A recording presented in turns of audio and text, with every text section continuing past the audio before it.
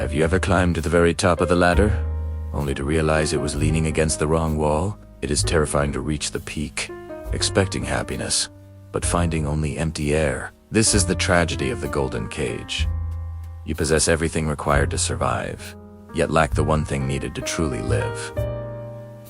Meet Julian. To the outside world, Julian was a success story. He drove the perfect car, lived in a perfect house, and checked a perfect bank account. Yet, every morning, before his feet touched the cold marble floor, he felt it, a heavy, crushing stone sitting deep in his chest. He was winning the game of life, but losing his own soul. Julian lived in a silent fortress of glass, floating high above the clouds.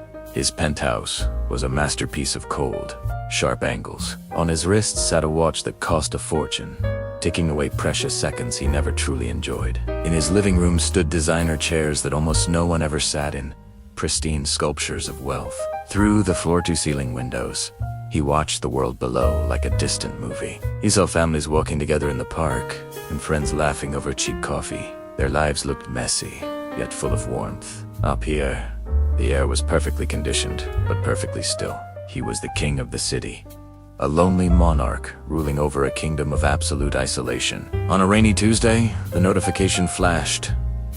Sophie's play, 6 p.m.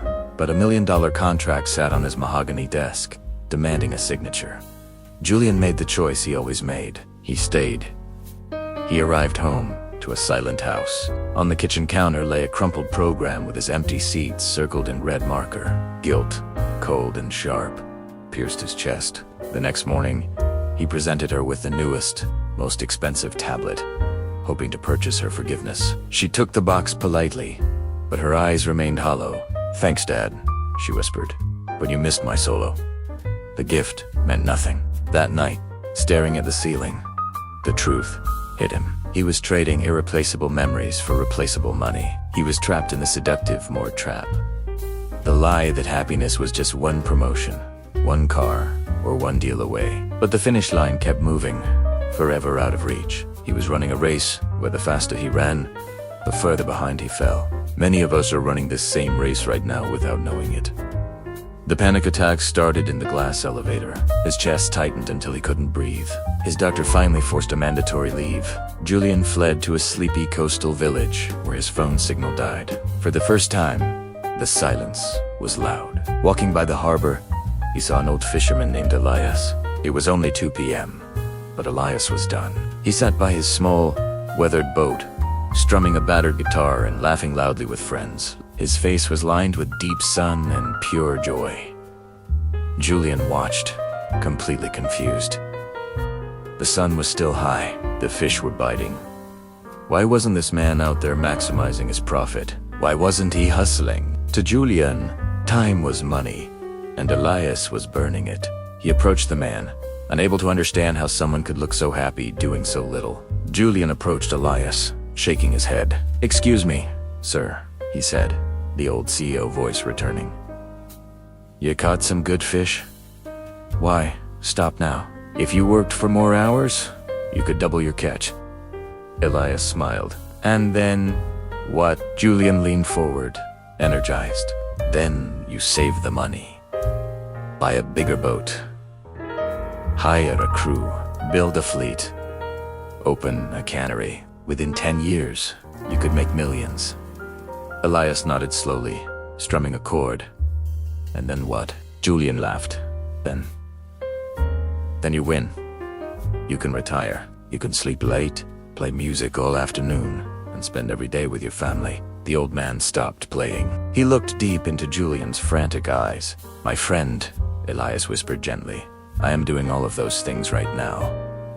The words hit Julian like a physical blow.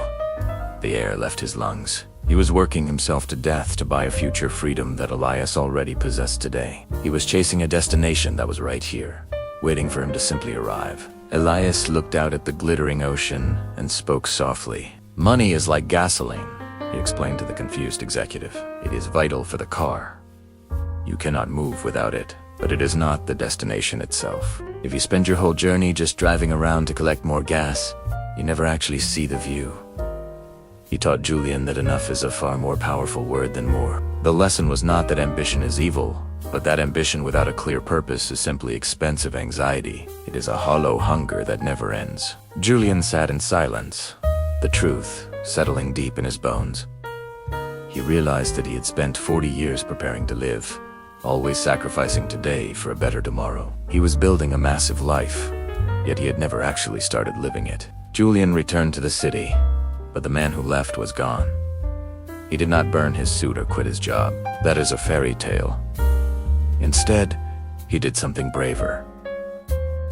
He set boundaries. At 5 p.m. sharp, he closed his laptop, leaving the urgent emails for tomorrow. He sold the cold, a glass penthouse, and bought a smaller, warmer house with a messy garden where he could dig in the dirt. He never missed another school play, sitting in the front row, cheering for his daughter.